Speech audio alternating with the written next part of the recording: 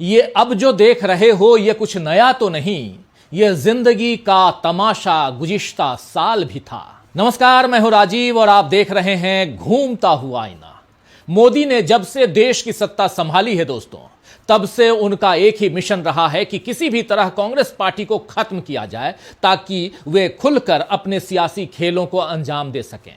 मोदी के 10.5 सालों के शासन को पलटें तो साफ नजर आएगा कि सत्ता के जरिए वो अपने उद्योगपति मित्रों की जेबें भरते आए हैं और साथ ही आरएसएस के हिंदू राष्ट्र के मकसद के लिए देश में बंटवारे का माहौल बनाते आए हैं। मोदी सरकार के 10 सालों में बैंकों ने 16 लाख करोड़ से ज्यादा रुपए बट्टे खाते में डाल दिए और दूसरी तरफ हर मस्जिद के नीचे एक मंदिर तलाशने का सिलसिला भी चल ही रहा है। कांग्रेस मोदी के इस मकसद को शुरू से ही समझती थी, इसीलिए डॉक्टर मनमोहन सिंह ने भी, जो आमतौर पर शांत रहा करते हैं, उन्होंने मोदी की सत्ता से जनता को आगाह कर दिया था। तो मोदी के मिशन में कांग्रेस हमेशा आड़े बनकर खड़ी रही, इसीलिए मोदी ने कांग्रेस से देश को मुक्त बनाने की चाल चली। लेकिन अब कांग्रेस ने अपना दम दिखाते हुए मोदी की रणनीति पर करारा जवाब दिया है और 26 दिसंबर को बेलगावी में कांग्रेस ने ऐलान कर दिया है कि महात्मा गांधी, पंडित जवाहरलाल नेहरू की विचारधारा और बाबा साहब अंबेडकर के सम्मान के लिए पार्टी आखिरी दम तक लड़ेगी। आप जानते हैं कि 100 साल पहले 26 दिसंबर को बेलगावी में ही कांग्रेस का 39वां अधिवेशन हुआ था, जिसकी अध्यक्षता खुद महात्मा गांधी ने की थी। इस ऐतिहासिक दिन को याद करने और मोदी सरकार के नापाक इरादों पर रोक लगाने के लिए कांग्रेस ने 26 तारीख को ही वहां अधिवेशन किया। इसके अगले दिन कांग्रेस की रैली भी प्रस्तावित थी, लेकिन पूर्व प्रधानमंत्री डॉक्टर मनमोहन सिंह के निधन के कारण अब कांग्रेस के सारे कार्यक्रम 3 जनवरी तक रद्द कर दिए गए हैं। बीजेपी कांग्रेस के इस अधिवेशन पर खासी परेशान नजर आ रही थी, क्योंकि उसे नजर आ रहा था कि संसद में बाबा साहब अंबेडकर का अपमान अमित शाह ने जिस तरह किया है, उसमें अब बचाव के रास्ते खत्म हो चुके हैं। बीजेपी ने संसद में धक्का मुक्की से लेकर नेता प्रतिपक्ष राहुल गांधी को गुंडा कहने तक सारे तीर चल दिए, लेकिन कांग्रेस इस मुद्दे से पीछे नहीं हटी और इंडिया ब्लॉक के बाकी दल भी उसका साथ देते नजर आए। ऐसे में कांग्रेस की रैली रद्द होने से बीजेपी को शायद थोड़ी राहत मिल जाती, लेकिन डॉक्टर मनमोहन सिंह के अंतिम संस्कार पर राजनीतिक मर्यादा का पालन न करके मोदी ने फिर एक बड़ी गलती कर दी। बीजेपी इस गलती पर पर्दा डालने की पूरी कोशिश कर रही है और फिर से कांग्रेस को कटघरे में खड़ा कर रही है, लेकिन कांग्रेस ने अब इस मुद्दे पर भी जो प्रतिक्रिया दी है, उससे जाहिर होता है कि मोदी सरकार के लिए अब मुश्किलें पहले से कहीं अधिक बढ़ गई हैं। वैसे भी मोदी पहले से कमजोर हो चुके हैं। बीजेपी को अगर लोकसभा चुनाव में अकेले बहुमत मिल जाता तो मोदी एनडीए को वैसा महत्व नहीं देते जैसा अब वो दे रहे हैं, मगर अब एनडीए के भीतर ही दूसरे दल इस बात पर मंथन कर रहे हैं कि मोदी की नफरत और विभाजनकारी रणनीति के साथ खड़ा होना है, खुद को उससे नुकसानदायक बनाना है या कुछ और करना है। सिर पर बिहार और दिल्ली के चुनाव हैं और ऐसे में मोदी का अहंकारी और विरोधियों के लिए हिकारत वाला रवैया बीजेपी के लिए घातक साबित हो सकता है। मोदी तो लगातार सत्ता सुख भोग रहे हैं, लेकिन क्या उनके अहम के लिए संघ यानी आरएसएस बीजेपी को डूबने देगा? यह भी एक अहम सवाल है। तो आइए दोस्तों, आज आईने की नजर से पड़ताल करेंगे कि मोदी की गलती पर क्या पछताएगा संघ, और साथ ही समझेंगे कि नए साल पर नए जोश के साथ कांग्रेस ने कैसे की है वापसी की तैयारी। लेकिन सबसे पहले देखते हैं राहुल गांधी को एक बार फिर से, क्योंकि उन्होंने मोदी सरकार को उसकी गलती पर आईना दिखाने की जरूरत उन्हें क्यों आन पड़ी है और क्यों वो आईना दिखा रहे हैं। जरा इस ट्वीट पर नजर डालिए। राहुल गांधी ने लिखा है कि भारत माता के महान सपूत और सिख समुदाय के पहले प्रधानमंत्री डॉक्टर मनमोहन सिंह जी का अंतिम संस्कार आज निगम बोध घाट पर करवाकर वर्तमान सरकार द्वारा उनका सरासर अपमान किया गया है। एक दशक के लिए वो भारत के प्रधानमंत्री रहे। उनके दौर में देश आर्थिक महाशक्ति बना और उनकी नीतियां आज भी देश के गरीब और पिछड़े वर्गों का सहारा हैं। आज तक सभी पूर्व प्रधानमंत्रियों की गरिमा का आदर करते हुए उनके अंतिम संस्कार अधिकृत समाधि स्थलों में किए गए, ताकि हर व्यक्ति बिना किसी असुविधा के अंतिम दर्शन कर श्रद्धांजलि दे पाए। डॉक्टर मनमोहन सिंह हमारे सर्वोच्च सम्मान और समाधि स्थल के हकदार हैं। सरकार को देश के इस महान पुत्र और उनकी गौरवशाली कौम के प्रति आदर दिखाना चाहिए था। आपको बता दूं कि 26 दिसंबर की रात को डॉक्टर मनमोहन सिंह का निधन हुआ और 28 दिसंबर को उनका अंतिम संस्कार होना तय हुआ।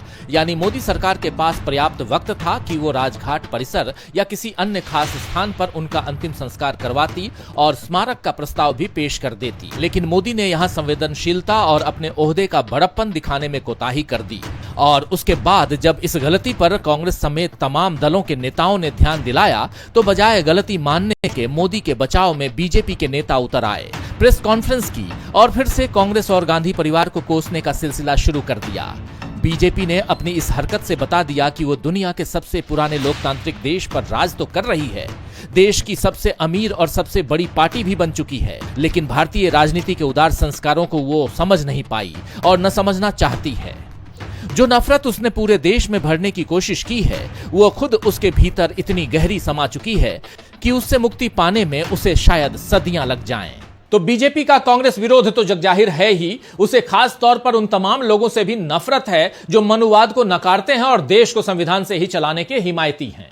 ऐसे लोग धर्मनिरपेक्षता के साथ खड़े होते हैं, जातिगत भेदभाव का शिकार लोगों को न्याय दिलाने की बात करते हैं और देश में गंगा जमुनी तहजीब को हर हाल में बनाए रखना चाहते हैं। गांधी, नेहरू, पटेल, अंबेडकर से लेकर डॉक्टर मनमोहन सिंह तक सभी ने संविधान की राह पर ही चलना मंजूर किया।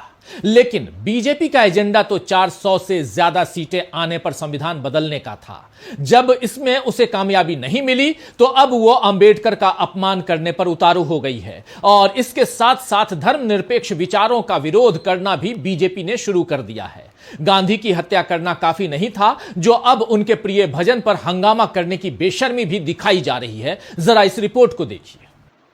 25 दिसंबर को पटना में अटल बिहारी वाजपेयी की जयंती पर एनडीए सरकार ने मैं अटल रहूंगा कार्यक्रम रखा। इसमें लोक गायिका देवी ने जैसे ही गांधी जी के प्रिय भजन रघुपति राघव राजा राम गाया, सामने बैठे भाजपा नेताओं ने हंगामा शुरू कर दिया। नौबत ऐसी आ गई कि लोक गायिका को गांधी जी का भजन गाने के लिए माफी मंगवाई गई। प्रियंका गांधी ने इस घटना का वीडियो शेयर करते हुए ट्वीट किया है कि बापू का प्रिय भजन गाने पर भाजपा नेताओं ने लोक गायिका देवी जी को माफी मांगने पर मजबूर किया। रघुपति राघव राजा राम पतित पावन सीताराम उनसे नहीं सुना गया। दुनिया को दिखाने के लिए बापू को फूल चढ़ाते हैं, लेकिन असल में उनके प्रति कोई आदर नहीं है। दिखावे के लिए बाबा साहेब अंबेडकर का नाम लेते हैं, लेकिन असल में उनका अपमान करते हैं। भाजपा को हमारी सहिष्णु और समावेशी संस्कृति परंपरा से इतनी नफरत है कि वे हमारे महापुरुषों को बार बार अपमानित करते हैं। वाकई ये घटना मोदी सरकार के नफरत भरे एजेंडे को उजागर करती है और बताती है कि मोदी ने कैसा न्यू इंडिया बना दिया है। आरएसएस प्रमुख मोहन भागवत भी नसीहत तो दे रहे हैं कि हर मस्जिद के नीचे मंदिर तलाशना बंद होना चाहिए, लेकिन संघ का मुखपत्र ऑर्गेनाइजर लिखता है कि भारत के मुस्लिम समुदाय के लिए ये जरूरी है कि वो आक्रांताओं द्वारा हिंदुओं के साथ किए गए ऐतिहासिक अन्याय को स्वीकार करे। जिन बातों के प्रमाण नहीं है, आरएसएस को उसमें ऐतिहासिक अन्याय दिख रहा है, लेकिन जो लोग सामाजिक और आर्थिक न्याय की बात करते हैं, बीजेपी उनको देशद्रोही करार देती है। राहुल गांधी पर इसी किस्म के बेतुके आरोप लगाए जा चुके हैं, आप जानते ही हैं। जबकि डॉक्टर मनमोहन सिंह का भी यही मानना था कि आर्थिक नीतियों की परख जीडीपी के आंकड़ों से नहीं, बल्कि लोगों के जीवन में आए बदलाव और सामाजिक और आर्थिक न्याय से होती है। मोदी देश को तीसरे नंबर की अर्थव्यवस्था और $5 ट्रिलियन की अर्थव्यवस्था बनाने के ख्वाब बरसों से दिखाते आए हैं, लेकिन ये बातें भी नोटबंदी से काले धन के खात्मे जैसी फिजूल साबित हो रही है और मोदी फिर बड़ा खेल कर चुके हैं। पूर्व सांसद जवाहर सरकार ने इस बात का खुलासा किया है कि उनके एक खत के जवाब में वित्त राज्य मंत्री ने इस बात को माना है कि 10 सालों में बैंकों से 16.11 लाख करोड़ के कर्ज बट्टे खाते में गए हैं। यूपीए सरकार के 10 सालों में करीब 2 लाख करोड़ के कर्ज बट्टे खाते में गए थे, तो बीजेपी ने इसे बड़ा भ्रष्टाचार बताया था, आप याद कीजिए। अब मोदी के राज में किस तरह उद्योगपतियों पर मेहरबानी दिखाई जा रही है, ये आंकड़े उसकी पुष्टि करते हैं। मोदी के इस खेल पर जनता का ध्यान न जाए, इसलिए उसे हिंदू मुसलमान में उलझा दिया गया है। हालांकि अब कांग्रेस ने नए साल में बड़े बदलाव की तैयारी कर ली है। 26 दिसंबर को हुई नव सत्याग्रह बैठक में कांग्रेस ने कुछ महत्वपूर्ण निर्णय लिए हैं। कांग्रेस ने तय किया है कि नए साल में संगठन सृजन कार्यक्रम चलाया जाएगा, जिससे संगठन मजबूत हो। यह कार्यक्रम ब्लॉक, मंडल, जिला, राज्य और राष्ट्रीय स्तर पर चलेगा। इसके अलावा कांग्रेस ने जय बापू, जय भीम, जय संविधान अभियान चलाने का फैसला लिया है। पहले ये 27 दिसंबर से शुरू होने वाला था, लेकिन अब उसकी नई तारीख सामने आएगी। इस अभियान का समापन 26 जनवरी 2025 को अंबेडकर जी के जन्म स्थान मध्य प्रदेश के महू में किया जाएगा। 26 जनवरी यानी गणतंत्र दिवस तक हर राज्य, हर जिले और हर ब्लॉक में भी कांग्रेस रैलियां आयोजित करेगी ताकि लोगों को जागरूक किया जा सके। भारत जोड़ो यात्रा की तरह कांग्रेस संविधान बचाओ राष्ट्रीय पद यात्रा भी निकालेगी, जो 26 जनवरी 2025 से 26 जनवरी 2026 के बीच चलेगी। इसमें कांग्रेस राष्ट्रव्यापी जनसंपर्क अभियान शुरू करेगी। इसके अलावा आने वाले साल यानी 2025 के अप्रैल में गुजरात में कांग्रेस का राष्ट्रीय अधिवेशन करने का फैसला भी लिया गया है। तो कांग्रेस ने संगठन को मजबूत करने के साथ साथ आम जनता को जोड़ने का फैसला किया है। इसके साथ ही ईवीएम की धांधली के खिलाफ पार्टी आवाज उठा रही है। चुनाव आयोग जैसी संस्थाओं की जवाबदेही पर सवाल उठा रही है। देश के संसाधनों को एक या दो लोगों के हवाले करने की नीयत पर सवाल उठा रही है, आवाज उठा रही है।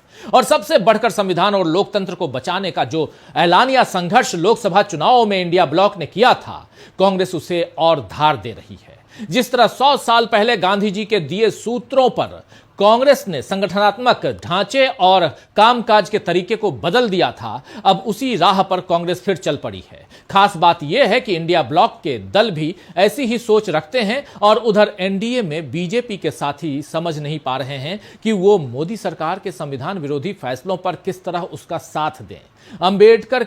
डॉक्टर अंबेडकर के अपमान पर जेडीयू, शिवसेना, लोजपा या टीडीपी ने अमित शाह का बचाव नहीं किया। जाति जनगणना पर नीतीश कुमार या चिराग पासवान सब अलग अलग राय रखते हैं। वक्फ बोर्ड या लैटरल एंट्री के जरिए आरक्षण की व्यवस्था को दरकिनार करके तमाम पदों पर सीधे भर्तियां करने के फैसले पर एनडीए के कई दल सहमत नहीं दिखे।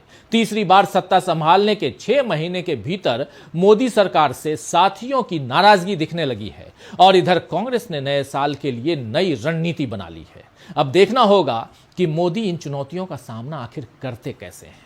खैर, शायर अख्तर होशियारपुरी ने ठीक ही फरमाया है कि वो कम सुखन था मगर ऐसा कम सुखन भी न था। वो कम सुखन था मगर ऐसा कम सुखन भी न